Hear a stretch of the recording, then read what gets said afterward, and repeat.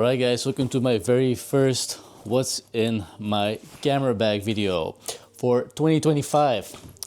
The year's almost over, so might as well make one. It's always fun to talk about gear, so I'm very excited to share all my gear with you guys.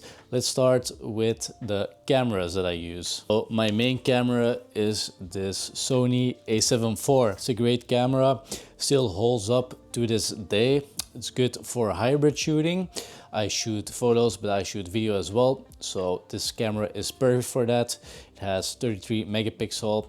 The autofocus is really good. You can also shoot 10-bit S-Log. So it's a great camera for both video and photos. The ergonomics are great. It has a really big grip, especially compared to the previous version, the a7 III, and also has a flip out screen, which the a7 III didn't have either. It's weather sealed, it's fully customizable. You have a lot of customizable buttons. Still love it till this day. Then I also have a second camera, which I'm filming on right now, which is the Osmo Pocket 3. Footage that you get out of this little camera is absolutely insane. For its size, you can shoot in log as well, so you have a D-Log M profile. Up until this point, I'm really loving it. I got the creator combo, which comes with this microphone that I'm using right now, and the audio quality out of this little mic is amazing as well. The only downside I can think of right now is the focal length. So you're stuck at this really wide focal length, which doesn't work for everything. Also, you can change the aperture, so that kind of sucks. So you can't really do any creative shots, but still, for a camera this size, this little thing is amazing. Like I said, I've only used it for a couple of months, so once I've used it for a little bit longer, I will give you guys a full review. Then let's talk about my lenses. So this is the lens that I use the most. This is the Sigma 24-70 f2.8. It's an amazing lens. The build quality is great. It's very resistant. It's a lot cheaper than the Sony equivalent. And 24-70 is just a focal length that every photographer should have, in my opinion. You can use it for portrait photography, street photography, events. This lens is amazing. You can use it for almost everything. Everybody should have one in their kit. If I had to choose one lens to use for the rest of my life, it would probably be a 24-70. That's how good it is. Only negative that I can really say is this thing is heavy as fuck. So a couple months ago, I went to Spain. I did some travel photography and I was carrying this on my Sony a7 IV all day, and it really starts to hurt your shoulder after a while because this lens is super heavy. Besides that, the f2.8 kind of becomes an issue when you like shooting at night. So if you're shooting portraits and you have an external light, then it's fine. But let's say you're shooting street photography and you're dependent on the light that is available, then this lens isn't perfect. And that transitions me into my other lens, which is the Sigma 35 f1.4. So in those situations where I have less available light, I will use this lens. Once again, Sigma lens, so the build quality is great, it's weather resistant, and this one also has an aperture ring, which the 24-7 doesn't have. 35mm classic focal length. Every photographer should have one. What I personally really like about a 35 is even when you shoot wide open, you can still incorporate a lot of background compared to like an 85, where if you would shoot at f1.4, you will get all this compression, all this bokeh, which can also be beautiful in some situations. But with my images, I like to tell stories, and incorporating a little bit more background can really help with that. So that's why I really love this lens as well. Besides that, compared to like a really wide lens, you would have a lot of distortion, for instance when you're shooting portraits, and this lens is a nice middle ground for that as well. So I use this lens for portraits, but I also use it for street photography as well. These two lenses are the only ones that I own right now for my Sony.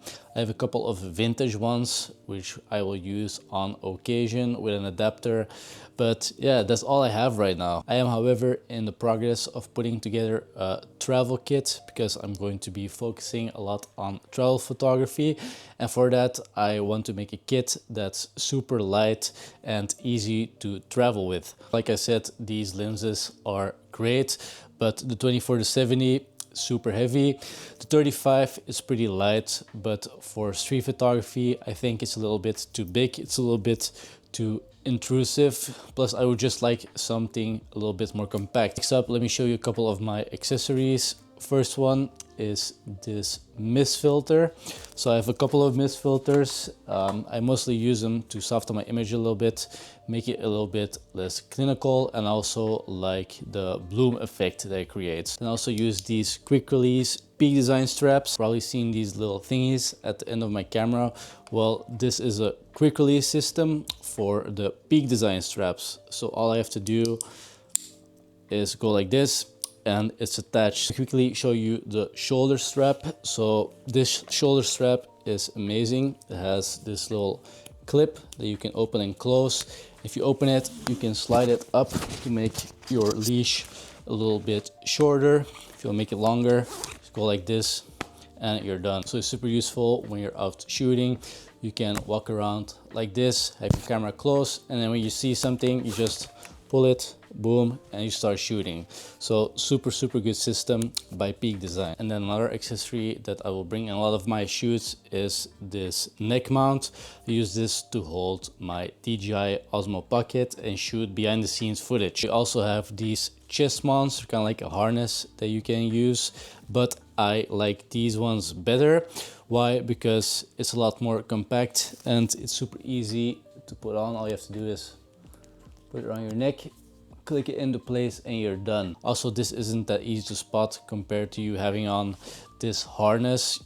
Like if I put it on like this from the back, not a lot of people are going to notice. So when you're shooting street photography, it's a little bit more discreet as well. And I think that's pretty much it. I have these two lights I will bring on shoots occasionally. Also have a small pocket light, but maybe I can talk about that in a separate video. I honestly don't really have that much gear now that I think of it. I'm also in the progress of getting rid of a lot of gear because, like I said, I'm planning on traveling a lot more. So in order to do that, yeah, I can't bring that much, so that kind of limits me as well. Plus, I think it's like a natural evolution for a lot of photographers.